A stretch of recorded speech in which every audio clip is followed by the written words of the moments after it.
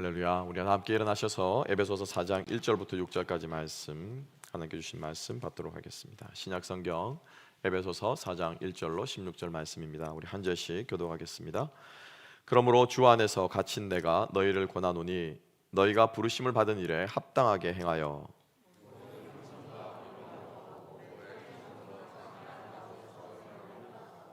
평안에 매는 줄로 성령이 하나 되게 하신 것을 힘써 지키라.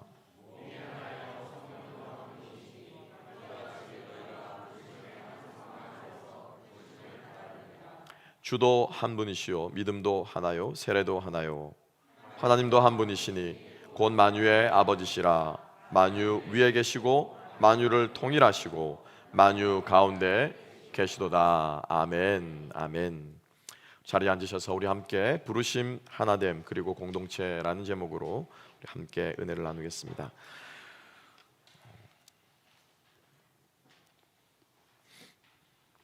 계속해서 우리가 에베소서를 보면서 사도 바울이 얼마나 하나됨 그리고 또 공동체를 강조하는가에 대해서 우리가 계속해서 지금 느끼고 있죠. 계속해서 우리 같은 주제로 반복해서 계속해서 얘기를 하고 있다는 것은 그만큼 잘 된다는 말일까요? 잘 안 된다는 말일까요? 잘 안 된다라는 말이죠. 그렇죠? 세상에 완전한 교회는 없습니다. 어떤 유명한 여러분들이 잘 아시는 스펄전 목사님, 영국 메트로폴리탄에서 그 당시에 영국의 부흥회 그를 이끄셨던 스펄전 목사님이 전기에 보면은 이런 일화가 나옵니다. 어떤 청년이 목사님께 예배 끝나고 나서 찾아와서 이렇게 말합니다. 목사님, 교회 생활에 제가 너무 상처를 많이 받았습니다. 그래서 제가 다른 교회를 찾아보려고 합니다. 목사님께서는 잘 아실 테니까 목사님 보시기에 좋은 교회가 있으시면 좀 추천해 주시면 좋겠습니다. 이렇게 당돌하게 어떤 청년이 와서 이야기를 했다고 합니다. 그때 목사님께서 웃으시면서 이렇게 말씀했습니다. 성도님, 당신이 만약 그런 완벽한 교회를 찾거든 꼭 나에게 일러주십시오. 나도 그 교회에 가서 신앙생활을 하고 싶습니다. 그런데 만약 그런 교회를 찾거든 당신은 절대로 그 교회 가지 마세요. 왜일까요? 당신이 가서 그 완벽함이 깨질 겁니다 라고 말했다고 합니다. 참 우픈 이야기이죠. 그만큼 여러분 세상에 완벽한 교회는 없습니다. 있을 수도 없고요. 있지도 않습니다. 그거는 파랑새예요. 현대뿐만이 아니고 지금 우리가 보고 있는 1세기에도 마찬가지였다라고 하는 이 사실을 우리는 꼭 주목할 필요가 있습니다. 여러분 성경에 나오는 지난번에 제가 누누이 계속 말씀드리죠, 그죠? 신약 성경의 모든 바울 서신에서 바울이 반복해서 이야기하는 것은 무엇입니까? 너희가 하나 되라, 그죠? 그리스도께서 피로 값주고 사신 교회다. 하나가 되어야 된다. 반목과 시기와 질시를 버리고 그리스도의 십자가의 이 보혈을 안에서 우리가 하나 되어야 된다. 모든 교회를 향해서 그 말씀을 하셨다라는 거죠. 그 말씀은 더 반대로 생각하면 무엇입니까? 교회가 그렇지 못하다라는 것이 되겠죠, 그죠? 우리가 잘 아는 것처럼 로마 교회는 유대인 그리스도인과 이방인 그리스도인들 간에 반목과 질시가 있었습니다. 우리가 잘 아는 고린도 교회는 이 배운 지식인과 못 배운 사람들의 이러한 빈부의 격차, 소유의 격차, 지식의 격차 때문에 인한 그러한 반목과 질시가 있었습니다. 그래서 모든 교회들이, 또 데살로니가 교회는 또 어떻습니까? 신앙관에 대한 약간의 좀 다른 차이로 종말론에 관해서 다른 생각을 가지고 있는 사람들 때문에 교회 안에서 그러한 갈등이 있었습니다. 모든 교회 안에는 고대로부터 지금까지 갈등들이 존재했다라고 하는 것이죠. 그래서 문제는 뭐냐면은, 그래서 이 갈등을 여러분 우리가 문제로 받아들여서는 안 된다는 거예요. 갈등을 문제로 받아들이는 것이 아니라 갈등을 무엇으로?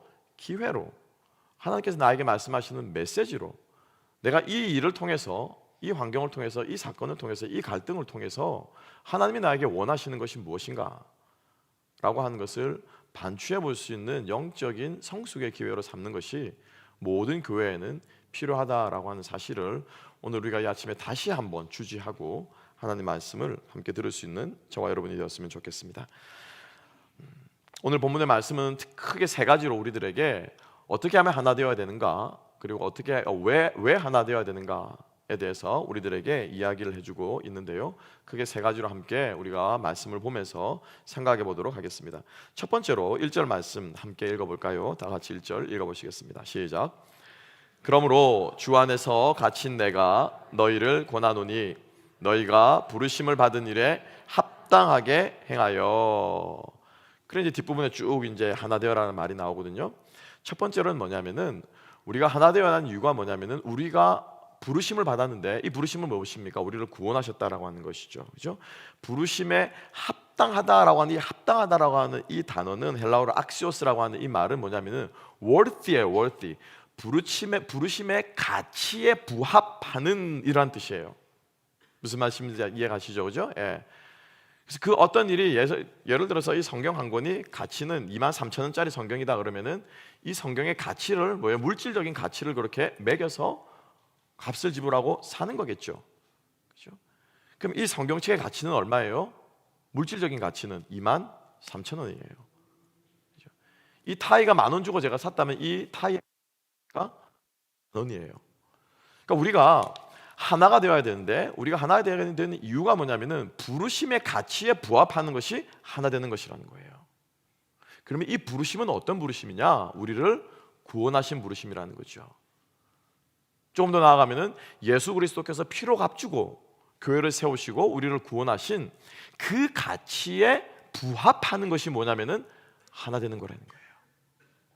이해하십니까? 사도 바울은 그렇게 얘기를 하고 있어요. 그러니까 하나 되는 것이 옵션이고 기분 좋고 또 서로 잘 통하고 말이 통하면 기분 좋으니까 그리고 어떤 일을 하기 위해서 협력하는 것이 필요하니까 나 혼자서는 일을 못하니까 뒷부분에 나옵니다마는 은사로서 그죠 우리에게 각자 맡겨 주신 찬양을 하고 그죠 또 재정을 보고 또 뭐가 청소를 하고 뭐 행정적인 일을 하고 또 말씀을 전하고 이런 사람들의 은사대로 합력하여서 일을 이루는 것이 더 효율적이기 때문에 하나가 되어야 된다라고 말하는 것이 아니고요. 그게 아니고 근본적으로 우리가 하나가 되어야 되는 이유는 뭐냐면은 그것이 십자가의 가치와 동등되기 때문이라는 것입니다. 예수 그리스도의 보혈의 가치와 성도가 하나 되는 것이 동등되기 때문이라는 거예요. 그러니까 우리는 심각하게 생각해야 돼요. 하나됨에 대해서 그렇게 가벼이 여길 문제가 아니라는 것입니다. 예수님께서 우리를 구원하시기 위해서 당신의 모든 생애와 삶과 목숨을 버리셨던 것처럼 그 가치를 투자하고 우리를 구원하신 것처럼 우리도 어떻게 해야 된다는 거예요? 하나 되기 위해서 내 가치를 버리고 내 생각을 버리고 내 것들을 버리고 헌신해서 못 해야 된다는 거예요. 하나 돼야 된다는 거예요. 이해가시죠? 그것을 상대방에게 적용하는 것이 아니고 나에게 적용해야 된다는 거예요. 나에게.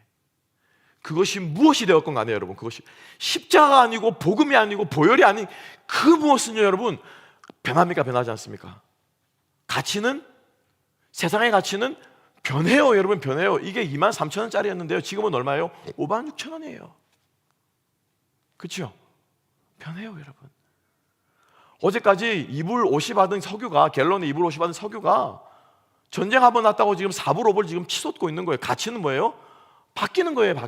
그럼 5불짜리 석유는 이불 30점짜리 석유보다 더 고급입니까? 아니잖아요.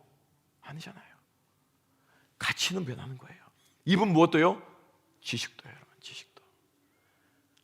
세상의 지식이라고 하는 것도 여러분 바뀝니다, 여러분. 변해요. 할 수 없어요. 그러니까 이것들을 다 내려놓고 그리스도 예수께서 우리를 값주고 사셨다고 하는 이 가치만을 붙잡고 무엇 해야 된다는 거예요?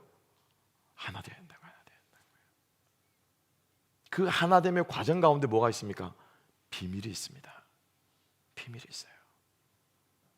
그 하나됨의 과정 가운데. 그래서 여러분 다시 한번 사도 바울은 선포하고 있습니다. 1절에서 우리가 하나 되어야 되는데 왜? 우리를 불러주신 그 구원의 은혜에 합당한 가치가 무엇이기 때문에 하나 되는 것이기 때문에 우리가 하나 되어야 된다 라고 바울은 우리들에게 선포하고 있는 것을 우리 다시 한번 잊지 않는 저와 여러분 될 수 있기를 소망합니다. 여러분 세상의 가치는 변합니다. 어느 스승이 제자들에게 세세가 얼마나 사람들의 마음이 믿을 것이 못되고 들쑥날쑥하고 오르락내리락 한가를 가르쳐 주기를 원했어요. 그래서 스승이 제자들에게 하나의 태스크를 주었습니다. 누구야? 가서 돌을 한 뭉탱이 주면서 큰 돌을 하나를 주면서 이걸 가서 시장에서 팔아라. 깜짝 놀랍니다. 돌을 팔아서 뭐합니까? 돌이 팔릴까요? 묻지 말고 시장에 가서 이 돌멩이를 놓고 팔아라. 사람들이 와서 가격을 물을 것이다. 내 가격을 물을 때 가격을 말하라 말하지 말라? 절대로 말하지 마라. 절대로 가격을 말하지 말고 이 돌을 팔아라. 아니 가격 없이 돌을 어떻게 팝니까? 근데 이 제자가 스승의 말을 듣고 돌멩이를 낑낑 치고 장에 내다 놓고 팝니다. 좋은 돌, 깨끗한 돌 하나에 뭐 사가세요라고 합니다.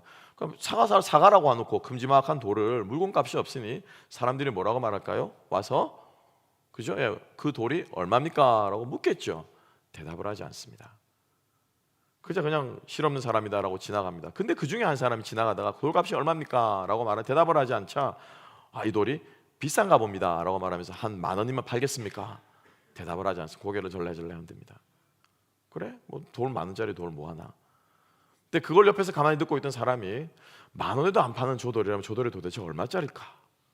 그만큼 비싸나? 라고 생각을 해서 그러면 얼마에 팔겠소? 50,000원이면 팔겠소? 라고 말하자 제자가 또 고개를 절레절레 흔듭니다. 왜? 스승이 가격을 말하지 말라고 했기 때문에. 이 사람도 깜짝 놀라다 그 옆에 있던 사람이 보고는 또 깜짝 놀라는 거예요. 아니 50,000원에도 팔지 않는 돌이라면 도대체 저게 어떤 돌이길래? 그때부터 사람들 사이에서 돌값 경쟁이 일어납니다. 계속해서 사람들이 값을 더 부르는 거예요. 목적은 무엇입니까? 이제는 돌의 가치를 이야기하는 것이 아니라 사람들이 뭐예요? 그 돌을 갖고 싶은 욕망의 근거에서 값이 자꾸 천정부지로 올라간다는 거예요. 무슨 말씀인지 이해가시죠? 사람들이 매기는 가치는요 변합니다. 가변적입니다. 여러분 모르겠습니다만 뭐 주식 투자라는 걸 해보신 분들은 뭐 하루아침에 주식값이 종이값이 된다면서요. 어제까지 천정부지로 치렀던 주가가 곤두박질을 친다면서요. 나중에는 휴지 조각이 된다면서요. 그 이유가 무엇입니까? 사람의 욕망의 근거에서 사람들이 가치를 매기기 때문이에요. 세상의 가치는 변합니다, 여러분. 그렇지만 변하지 않는 그 예수 그리스도의 십자가의 보혈의 그 가치, 우리를 구원하신 영원한 영생을 주신 그 생명의 가치, 그 가치를 생각한다면, 그리고 그 가치가 하나됨과 동등하다라고 오늘 본문은 우리들에게 이야기하고 있습니다. 그래서 우리가 우리의 신앙생활을 하는 것의 가운데서 많은 것들이 있을 수 있겠지만은 하나됨의 가치를 더 우리가 본질을 깨닫고, 이것은 우리가 옵션이 아니고 선택이 아니고 이것은 당위적인 부르심이라는 것을 기억하고 우리가 하나 되기에 힘쓰는 저와 여러분 될 수 있기를 주님의 이름으로 축복합니다. 계속해서 바울은 말하고 있습니다. 그 가치가 어떤 가치냐? 4절부터 6절까지 두 번째로 말하고 있는데요, 4절부터 6절 우리 함께 한번 읽어보십시다. 4절부터 6절 다 같이 읽겠습니다. 시작. 몸이 하나요 성령도 한 분이시니 이와 같이 너희가 부르심의 한 소망 안에서 부르심을 받았느니라. 주도 한 분이시요 믿음도 하나요 세례도 하나요 하나님도 한 분이시니 곧 만유의 아버지시라. 만유 위에 계시고 만유를 통일하시고 만유 가운데 계시도다. 끊임없이 바울이 말하고 있습니다. 하나 돼야 되는 뭐예요? 근거예요. 근거. 그렇죠? 우리는 다 같은 한 세례를 받았다라는 거예요. 우리는 다 같이 한 하나님을 한 믿음으로 고백한다. 그 믿음이 다를 수 없다는. 그래서 켈빈은 제세례 주는 것을 거부한 거예요. 거부한 거예요. 세례가 동일하다는 거예요. 동일한. 너희들이 구교에서 세례를 받았건 신교로 종교 너희들 개종에서 세례를 받건 간에 it doesn't matter. 세례는 뭐예요? 세례라는 거. 왜? 너희들이 세례를 받을 때 무엇? 같은 믿음으로 살아계신 같은 하나님께 무엇을? 같은 믿음을 고백했기 때문에. 그래서 제세례 주기를 거부했던 거예요. 목숨을 걸고. 믿음도 하나고 세례도 하나고 주도 하나고 아버지도 하나고 성령도 하나고. 여러분 지금 우리 권사님 집사님 마음 가운데 있는 그 성령이 제 안에 있는 성령과 다릅니까? 달라요 안 달라요? 달라요 안 달라요? 다르지 않아요. 그런데 영이 다르대. 영이 다르대. 가만히 영이 다르다고 하는 사람 얘기를 들어보면 영이 다른 게 아니고 성격이 다른 거예요. 생각이 다르다는 거예요. 그거를 영이 다른다는 말은 뭐 어떻게 포장하는 거예요. 영이 다르긴 뭐가 달라? 다 똑같은 성령이지. 주 예수를 주로 고백하고 하나님 앞에 순종하는 그 삶을 살면은 다 똑같은 영이지 영이 다르긴 뭐가 달라요? 그러지 않아요? 그건 영이 다른 게 아니고 생각이 다른 거예요. 생각이. 그걸 그렇게 표현하는 거예요. 저는 그거 너무 싫어요. 비성경적이에요. 아니에요. 이렇게 조금 신앙생활 잘하면 믿음 좋다. 그거 믿음 좋은 거 아니에요. 그거는 열심히 있는 거예요. 제가 늘 얘기하잖아요. 조금 기분 좋고 나에게 좀 잘 어울린다 하면 목사님 은혜 받은 거 아니에요. 내가 기분이 좋은 거예요. 그죠? 얼마나 religious rhetoric에 우리가 속고 있냐는 거, 얼마나 종교적인 수사학에 세뇌당하고 우리가 속고 있냐가, 그거 속으면 안 돼요, 여러분. 성경 말씀에 근거해서, 말씀에 근거해야 돼요. 많은 표현들을 여러분들이 쓰실 거예요, 신앙생활 하시면서. 그죠? 조심해서 쓰셔야 돼요, 여러분. 조심해서 쓰셔야 돼요. 이해하기 쉽도록 하기 위해서 그런 표현들을 씁니다. 입은 표현들을 써요, 그죠? 그런데 그 표현들이, 그 수사학들이, 종교적인 수사학들이 나의 믿음이 되어버린다니까요. 나의 생각이 되어버린다니까요. 고착이 되어버린다니까요. 그 생각이 다르면 영이 다르다고 다 하나는 신앙생활을 가지고 있는 거야. 그 생활이 가지고 있는 거야. 그래서 내 마음에 안 들면 저 사람은 나하고 영이 다른 사람, 그 뭔가 심오한 진리가 있는 것 같아. 그래서 제가 물어봤죠, 실제로. 성도님, 뭐가 그렇게 영이 다른가요? 결국에는 보니까 하는 말이 다르다는 거야. 하는 말이, 생각이 다르다는 거예요. 그거는 아니라는 거예요. 정말로 영이 다른 것은 뭡니까? 이단 사상을 구별해내는 거예요. 그죠? 교묘하게 신천지가 들어와가지고 담임 목사님한테 막 이렇게 하면서 막 그렇게 한다면서요. 그냥 조직적으로 들어와가지고 교회를 와해시키려고. 그거를 구별해내는 그게 뭐예요? 그게 영분별의 은사라는 게, 그게 영분별의 은사예요. 그게 영분별의 은사라는 거예요. 그래서 우리가 성령도 하나고요, 본문 말씀에, 그죠? 세례도 하나고, 하나님도 하나고, 주도 예수 그리스도도 한 분이시고, 우리의 믿음도 하나고, 몸도 하나다. 왜 그러면 하나님께서 우리를 이렇게 하나로 부르셨냐? 6절에 답이 있어요. 6절에 답이 있어요. 6절 다시 한번 읽어볼까요? 시작. 하나님도 한 분이시니 곧 만유의 아버지시라. 만유 위에 계시고 만유를 통일하시고 만유 가운데 계시도다. 할렐루야. 아멘. 아멘. 내 안에 하나님이 계시면 상대방 안에도 뭐가 있습니까? 하나님이 계신 거예요. 왜 하나님이 계신 거예요? 만유 가운데 계셔서 만유를 통일하시고 만유를 하나 되게, 믿지 않는 불신자와 하나님이 하나 되기를 간절히 원하세요. 아멘. 믿습니까? 예. 하나님이 믿지 않는 자녀들과, 믿지 않는 잃어버린 자들과 하나 되기를 원하시는 거예요. 그게 통일될 수 있도록 도와드려야 되는 게 우리 신자들이 해야 되는 일인 거죠. 그죠? 그래서 뭐 합니까? 우리가 전도하고 선교하는 거예요. 그게 하나님의 간절한 마음이라는 거예요. 그래서 그 신자들의 삶을 통해서 세상을 어떻게 해요? 다스리기를 원하시는 거예요.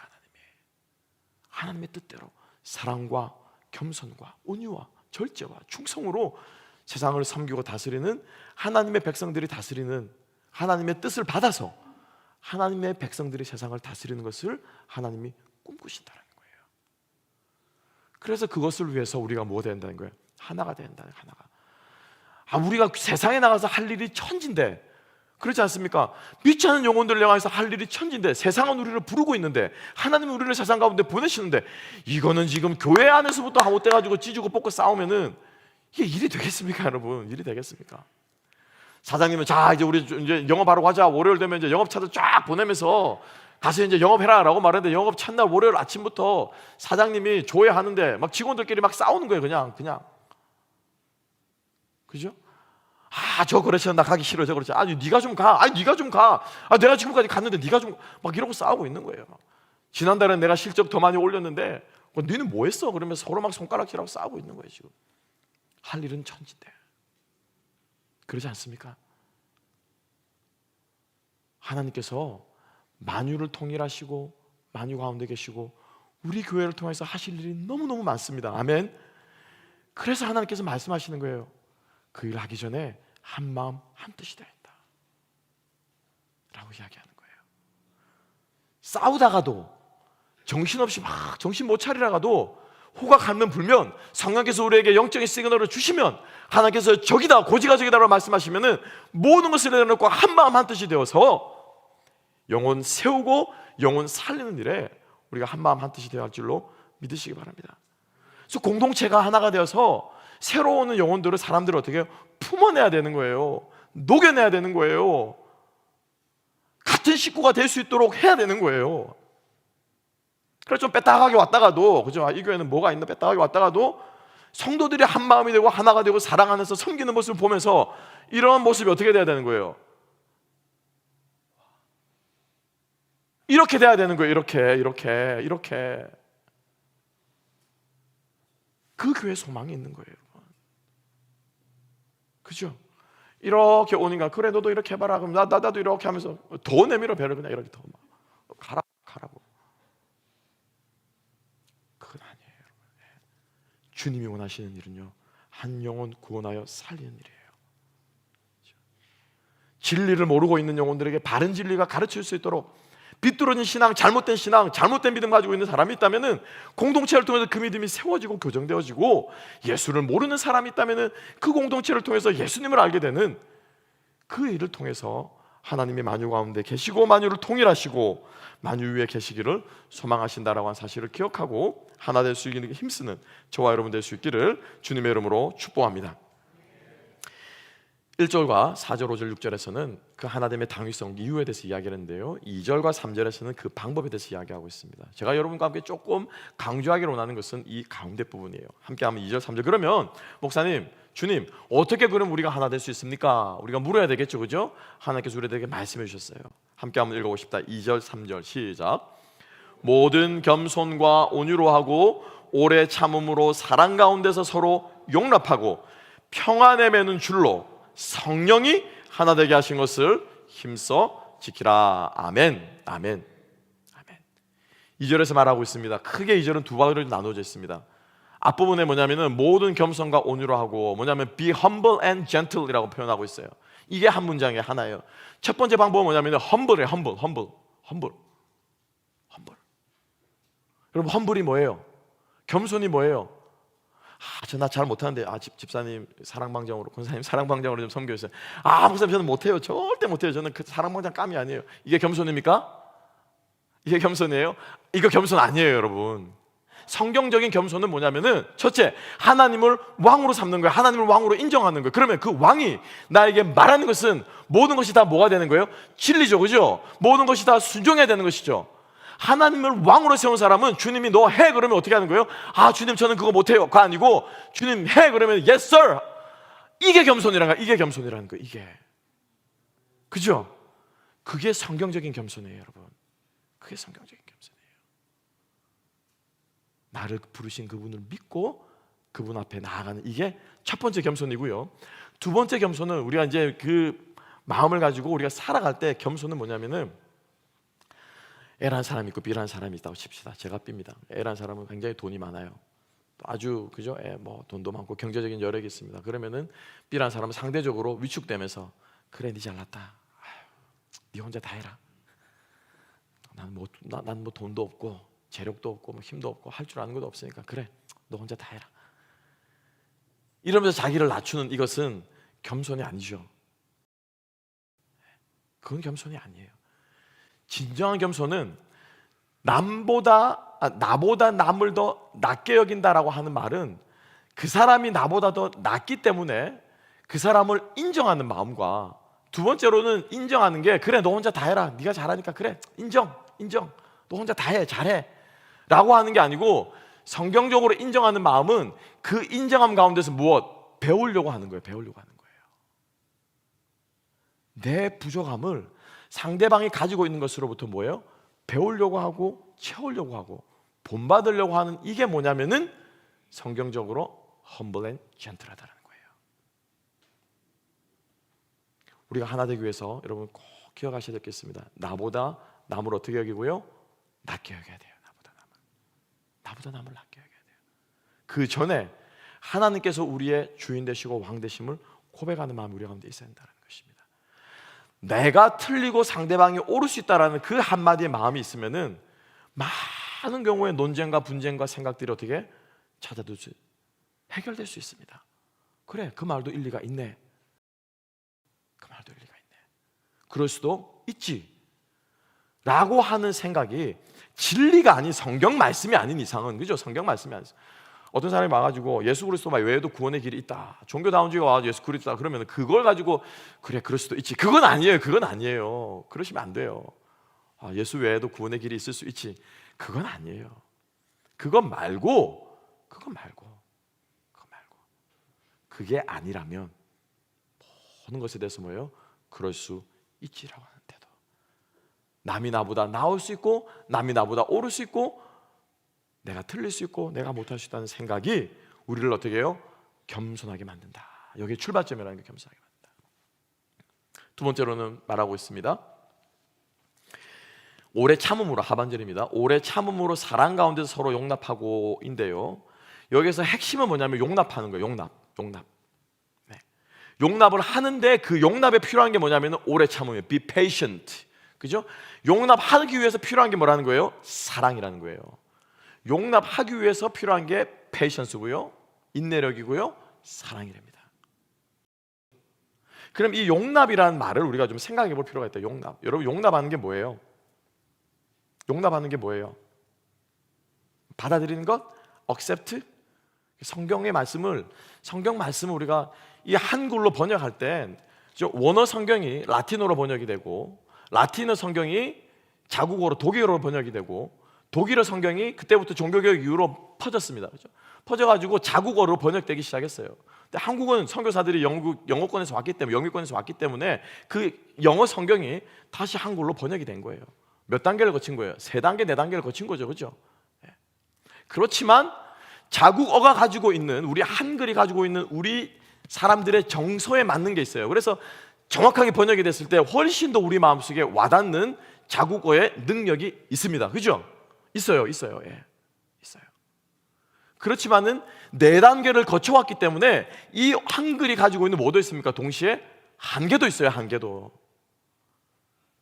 우리가 이걸 분별할 수 있어야 돼요. 분별할 수 있어야 돼요. 여러분, 성경을 문자 그대로 읽으실 때 우리가 얼마나 많은 오류에 빠질 수 있는가를 우리는 아셔야 돼요. 여러분, 아셔야 돼요. 그래서 성경을 읽다가 모르는 게 있으면, 그래서 여러분들 모르는 게, 그래서 목사가 있는 거예요. 그죠? 그래서 목사가 있는 거예요. 목사가 해야 되는 일 뭐예요? 진리의 말씀을 분별하고 연구하고 깨달아서 성도들에게 바르게 가르치, 그게 제 사명이에요. 그게 제 사명이고 제 은사예요. 목사가 교회 청소도 해야죠. 목사가 교회 청소하고 이렇게 하는 게 목사의 제1되는 의무가 아니고, 저의 제1되는 하나님께 주신 의무이자 특권이자 제가 해야 될 마땅한 일은 뭐예요?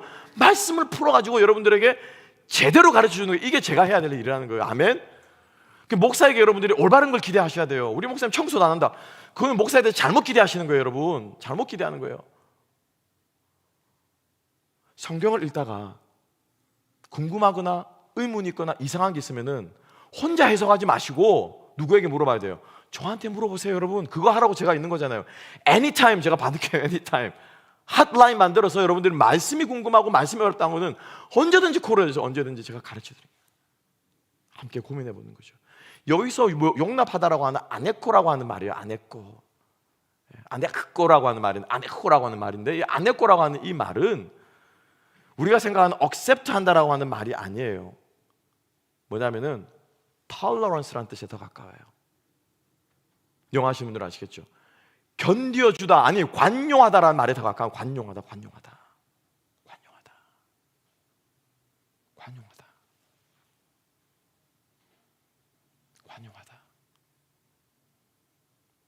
여러분, 관용이 뭐예요? 많은 책들이 제 인생에 많은 책들이 있습니다만은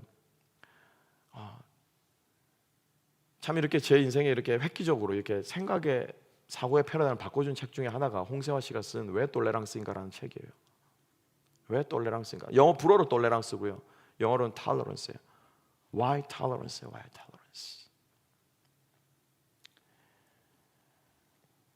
1598년에 프랑스에서 구교와 신교 사이에 오랜 갈등이 있었습니다. 캐톨릭과 개신교 사이에 오랜 갈등. 여러분들이 뭐 가장 많이 쉽게 보실 수 있는 여왕 마고라는 영화가 있습니다. 꼭 한번 보십시오. 아주 긴 영화입니다. 여왕 마고라는 영화를 보시면은 그 당시에 구교와 신교 사이의 갈등이 전쟁이었으면 전쟁, 얼마나 심각했는지를 아주 생생하게 보여주는 영화입니다. 그래서 1598년 신교와 구교 사이의 전쟁과도 같은 극렬한 갈등의 종지부를 찍은 낭트 칙령이라는 것이 있습니다. 그래서 프랑스 정부가 이제 신교도 인정하는 거예요. 신교도. 그 당시에는 신교도들은 처형받아야 되는 사람, 이단자들이었고요. 여러분들이 1598년 이전에 태어났으면 여러분들은 개신교를 향해서 분명히 여러분들 이단이라고 했을 거예요. 그죠? 우리도 그 시대 사람이었다면, 솔라 스크립트라 솔라 피데, 그죠? 솔라 그라시아라고 얘기하는 사람들 보면 여러분들은 목을 치라고 했을 거예요. 신고하고 고발하고 전쟁하고 치고받고 싸웠을 거예요. 우리도 다르지 않았을 거예요. 그런 가운데서 개신교에 대해서 인정합니다. 그게 낭트 칙령이라는 것이 있습니다. 1998년에 그 낭트 칙령을 발표해서 프랑스의 신교와 구교가 같이 공존하게 되었습니다. 금융 활동을 인정하고 경제 활동을 인정하고 재산을 사유화하는 것을 인정했어요. 그 말은 무슨 말이에요? 그 전까지는 다 빼앗았던 거죠. 그래서 개신교도들이 자기의 종교를 가지고 돈을 벌고 가정을 꾸리고 살아가는 것을 인정해 줬습니다. 그것이 쭉 지속이 되다가 1685년에 루이 14세가 무슨 마음이 들었는지 정신이 헷가닥 돌았는지 이 낭트 칙령을 폐지해 버립니다. 다시 구교로 돌아가는 거예요. 다시 구교로. 물론 뻔합니다. 정치적인 입지를 굳히기 위해서 종교를 활용하는 거예요. 악용하는 거예요. 그래서 이 낭트 칙령을 폐지하고 개신교들이 가지고 있는 모든 재산들을 다 빼앗습니다. 정치범으로 몰아서 옥에 투옥시킵니다. 무슨 이유로? 종교적인 이유로. 그래서 이 소식을 듣고 그 이듬해 영국의 존 로크라고 하는 영국의 사상을 이끄는 사람이었다고 하더라고요. 존 로크가 쓴 관용에 관한 편지를 이 사람이 익명으로 출판을 합니다. 왜? 자기 이름 걸고 출판했다가는 자기도 어떤 일을 당할지 하지만 말은 해야 되겠고, 그죠? 그래서 익명으로 관용에 관한 편지라는 글을 출판합니다. 길지 않습니다. 꼭 읽어보십시오. 그 글에서 그는 강하게 저항합니다. 신앙이 다르다는 이유로, 생각이 다르다는 이유로 무슨 권리로 국가가 개인의 재산을 빼앗느냐라는 정치적인 이슈부터 시작해서 조목조목 따져가면서 관용에 대해서 호소합니다. 그게 뭐예요? 아내꼬라는 뜻이에요. 아내꼬. 나를 제일 힘들게 한 게 뭔지 아십니까, 여러분? 여러분이 제일 힘들게 한 게 뭔 줄 아세요? 많은 것들이 있겠죠, 그죠? 제일 힘들게 한 게 뭔 줄 아세요? 다름이에요. 다름. 나하고 생각이 다른 그 이질감. 그죠? 루소라고 하는 사람은 참 교만합니다만 그 책에 이렇게 썼어요. 인종이 다르고 돈이 없고 뭐 하는 거는 배우지 못했고 하는 거 내가 다 참을 수 있다. 근데 그들에게서 나는 냄새만큼은 견딜 수가 없다. 제가 그 글을 읽고 제가 미쳐버린 줄 알았어요. 배운 사람도 이렇구나. 그 못 배운 사람들에게서, 그 없는 사람에서 나는 그 냄새만큼은 내가 견딜 수가 없다는 건데, 딴 건 다 참겠는데 무식해서 무식한 소리 막 뱉는 막 욕하는 것도 참겠고, 생각이 못 따라가고 내 생각을 이해하지 못하는 것도 참겠고, 돈이 없어가지고 구걸하고 하는 것도 참겠는데 그 냄새만큼은 난 견딜 수가 없다. 그건 무슨 말이에요? 다른 거를 못 견딘다고. 다른 걸 못 견딘다. 이 용납하는 마음이 없으면요, 관용하는 마음이 없으면은, tolerant 하는 마음이 없으면은 절대로 하나 될 수 없습니다. 성경이 우리의 악함을 알고 있어요. 하나님 우리 마음을 알고 있어요. 불편하죠, 그죠? 다른 말하고 다른 말이라고 하는 것은 굳이 다른 언어를 하는 것만 말하는 게 아니에요. 불편해요. 이 아내거라고 하는 말을 제가 그래서 조금 깊이 있게 찾아봤습니다. 정말 그 말이 맞는 것 같아요. 신약 성경을 보게 되면 아내꼬라고 하는 말이 크게 4가지 종류에 걸쳐서 이 말의 뜻을 풀이하고 있습니다. 첫 번째로 뭐냐면요, 사도행전 18장 14절. 말은 다릅니다. 한글 말은 달라요. 그러니까 우리가 영어 원어로 가봐야 된다는 거. 한국말은 뭐냐면은 들어준다. 우리 나의 논쟁하는 것을 내 말을 좀 들어달라라고 그 들어준다라는 말인데, 헬라어 말로 뭐냐면 아네코라고 기록이 되어 있어요. 18장 14절에 논쟁이 일어났습니다. 사도행전 18장 14절 논쟁이 일어났는데 사도 바울이 내 말도 좀 들어달라라고 할 때 뭐라고 하는 거예요? 아네코라고 하는 거예요. 관용의 첫 번째 뜻은 뭐래요? 상대방의 말을 뭐 하는 거예요? 들어주는 거예요. 들어주는 거예요. 무슨 말을 하고 있는가? 왜 저 말을 하고 있는가? 어떻게 저 말을 하고 있는가를 들어주는, 이게 뭐예요? 아내거라고. 이게 없으면 하나 될 수 있다 없다? 하나 되기 참 힘들다. 관계가 악화되고 굳어버리고 화석화되는 이유가 뭡니까? 등 돌리고 말 안 하는 거잖아요, 그죠? 등 돌리고 말 안 하고 대화가 오가지 않으니까 이해가 없는 거예요. 이해가 없으면 뭐가 생기면 오해가 되는 거예요. 그죠? 상대방의 말을 들어주는 것이 아내꼬라는 말은 제 말이 아니고요. 제 말이 아니고 사도행전 18장 14절에 기록되어 있다니까요. 하나님의 말씀에. 두 번째로, 저는 여기에서 너무너무 큰 도전을 받았어요. 마태복음 17장 17절과 마가복음 9장 19절에 예수님께서 이렇게 말씀합니다. 이 믿음 없는 세대야. 기억나시죠? 그죠? 막 책망하면서 두로와 시도네에게 내가 이 기적을 베풀었다면 얘네들은 벌써 회심하고 나에게 되어 돌아왔을 거다라고 말하면서 이 믿음 없는 세대여, 내가 언제까지 너희를 못하랴? 참으랴 라고 하는 이 말이 뭐예요? 아내꼬라고요. 아내꼬. 두 번째 뜻은 뭐예요? 상대방의 믿음 없음을 뭐예요? 참아줘야 되는 거예요. 참아줘야 되는 거예요. 믿음이 연약한 자를 어떻게 해야 되는 거예요? 참아줘야 되는 거예요. 견뎌줘야 되는 거예요. 기다려줘야 되는 거예요. 그게 없으면 하나 될 수 있다 없다? 제 말이 아니고요. 예수님이 하신 말씀이에요. 예수님이 3년 동안 기적을 베풀어도 변하지 않는 이 약한 세대요, 내가 언제까지 너희들을 기다려줄까? 예수님께서 뭐 하셨다는 거예요? 기다리셨다는 건데, 기다리셨다는 거잖아요. 참아주었다는 거잖아요. 그래서 바울이 뭐라고 말합니까? 나는 우상의 제물 먹지 않겠다. 내가 알고 있는 지식과 생각으로는 분명히 그건 아무것도 아니라고 나는 분명히 알아. 나는 다 알아. 그게 진리야. 그게 맞아. 그렇지만 나는 뭐 하겠다? 안 먹겠다. 무엇 때문에? 믿음이 연약한 자가 여러분, 믿음이 연약한 자의 믿음은 잘된 믿음에 잘못된 믿음일 수 있죠. 그죠? 그래요, 안 그래요? 그래요, 안 그래요? 그렇잖아요. 그죠?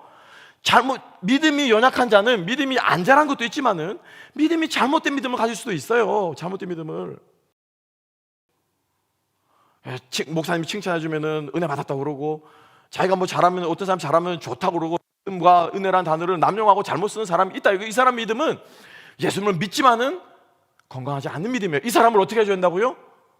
참아주기 위해서. 그러니까 야, 너는 틀린 거야. 너 그렇게 하지 마. 이리 와봐. 이러면 내가 가르쳐 줄게. 우상의 제물은 먹어도 되는 거야. 입 벌려. 너 먹었지? 지금부터는 먹을 수 있는 거야. 한 번 먹었으면 다음부터 먹을 수 있는 거야. 먹어도 돼. 먹는 우상의 제물은 아무것도 아니야 라고 말하면서 입에다 고기를 쳐넣어주는 게, 이게 그 사람을 고쳐주는 게 아니고, 바울은 그렇게 하지 않고 어떻게 했다고요? 자기가 고기 안 먹는 게 틀린 거라는 걸 알매도 불구하고, 그게 틀린 것이라는 걸 알매도 불구하고 안 먹었다는 거예요. 안 먹었다는 거예요. 왜? 그 사람의 믿음이 그럴 때까지 어떻게 하는 거예요? 기다려주는 거예요.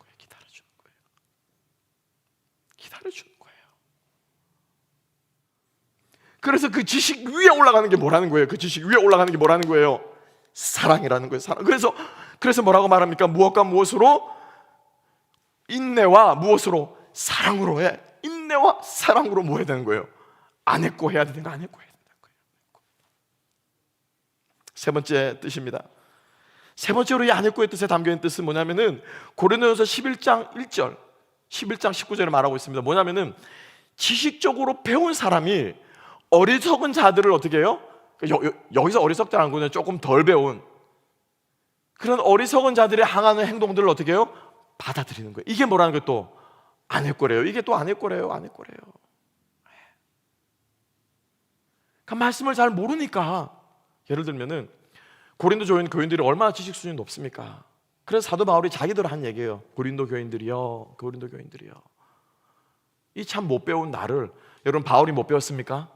아니죠. 바울은 알고 있었어요. 자기를 험불하는 것이 뭔지 알고 있었기 때문에 자기를 어떻게 해요? 낮추는 거예요. 가방끈 길이로 치면 고린도 교회 웬만한 사람들 PhD가 아니라 PhD 위에 있는 포스닥까지 한 사람이 바울은 가방끈으로 치면 두려울 게 없는 사람이고, 가문으로 치면은 그죠? 뭐 히브리인 중에 히브리인이요. 로마 시민권도 가지고 있고, 뭐 그 당시에 가지고 있는 건 다 가지고 있는 사람이에요. 그런데 뭐합니까? 제발 나를 뭐하라? 안 했고 하고 내 말을 들어달라 고백하는 거예요. 배운 자들이 어리석은 자들의 모습을 받아들이는 것, 이게 뭐예요? 안 했고 하는 거랍니다. 마지막 네 번째로 히브리서 13장 22절, 디모데후서 4장 3절에 말하고 있습니다. 뭐냐면요, 바른 교훈의 말을 받아들이는 것. 와, 저는 여기서 또 놀랐어요.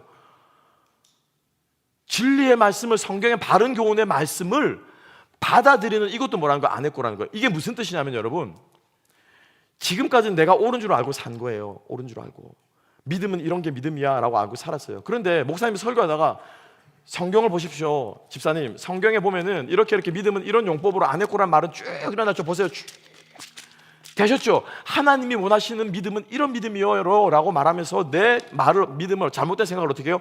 바꿔준다는 거예요. 그죠? 바꿔주는 그 말을 들었을 때 이 말을 어떻게 해야 된다는 거예요? 어떻게 해야 된다는 거예요? 아내꼬 해야 된다는 거예요. 여러분, 당연하다고 생각하죠. 근데 이거 어렵습니다. 어려워요. 사람은요, 믿음대로 행할 것 같죠? 아니에요. 여러분들이 오랜 시간 경험해보도 아셨고, 제가 짧지만 10년 동안 목회를 해보면서도 알겠더라고요. 믿음대로 행하는 것이 아니고 무엇대로요? 습관대로 살더라고요. 습관대로 살더라고요, 사람이. 그래놓고 은혜는 목사한테 은혜 받고, 듣기는 누구 말도, 옆집 또리 엄마 말을 듣는 거예요. 그냥 또리 엄마 말을 듣는 거예요. 은혜는 교회에서 받고, 사람들하고 이야기한 건 믿지 않는 신자들이 말하는 사람들, 글쎄 막 전쟁이 나가지고 지금 뭐가 기름을 빨리 싸져 놔야 되는데, 뭘 사야 되는데, 주가가 떨어지고 있대, 세상이 어떻게 된대. 그러면 거기 혹해가지고 그냥 막 부하내동하는 거죠. 바른 말씀이 내 마음속에 왔을 때, 내 고집과 내 아집과 내 생각을 내가 틀릴 수 있구나, 그렇지, 하나님 말씀이 옳지 라고 말하면서 내려놓고 바른 교훈의 말씀을 받아들이는, 이게 뭐라는 거예요? 이게 아내꼬래요. 이게 아내꼬. 그러니까 이 네 가지의 아내꼬가 용납하는 마음이 우리 가운데 있으면은 우리가 어떻게 될 수 있다고요? 하나 될 수 있다라고 말합니다. 말씀을 정리하겠습니다. 상대방의 말에 귀 기울여 줍시다. 들어줍시다. 도대체 저 인간이 왜 저렇게 삐져가지고 토라져 있는지, 도대체 저 인간이 왜 저렇게 화나 막 기름에 물 부고치 막 잡아먹었지 덤벼들고 있는지, 왜 저 인간이 저렇게 빼딱하게 나오고 있는지, 저 사람이 지금 말을 하고 있는데 어떤 의도에서 저 말을 하고 있는지, 뭐 하자고요? 아내꼬하자는 겁니다.